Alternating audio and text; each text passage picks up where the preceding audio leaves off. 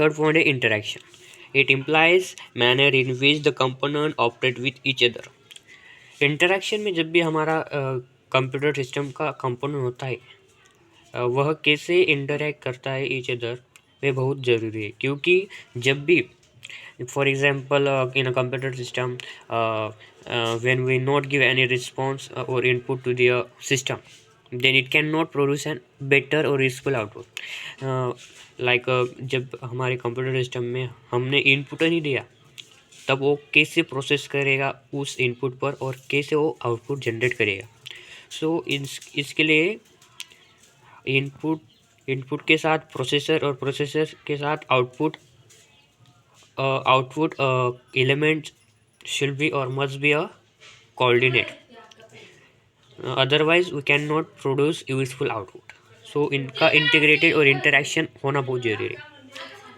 So the all elements of the system should be interact with each other to obtain our objective. Otherwise we can't reach to the our predetermined objective. मैंने पहले ही बोला कि हम उनका interaction के बिना हम अपने प्री डिटरमाइंड ऑब्जेक्ट की तरफ नहीं बढ़ सकते, इसलिए उनका इंटरेक्ट होना बहुत ज़रूरी है.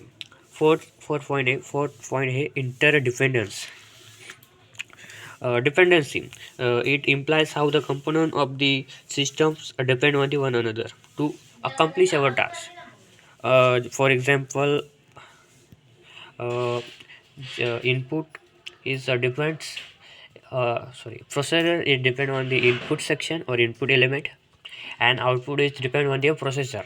और इनका इंटरडिपेंडेंस होना बहुत जरूरी है. अदरवाइज इंडिपेंडेंस और डिपेंडेंस ही एलिमेंट्स अपने फंक्शनैलिटी और सिस्टम की फंक्शनैलिटी को एक प्रॉब्लम क्रिएट करते हैं, इसलिए इनका इंटरडिपेंडेंस होना बहुत जरूरी है. Just like processor is depend on the input elements.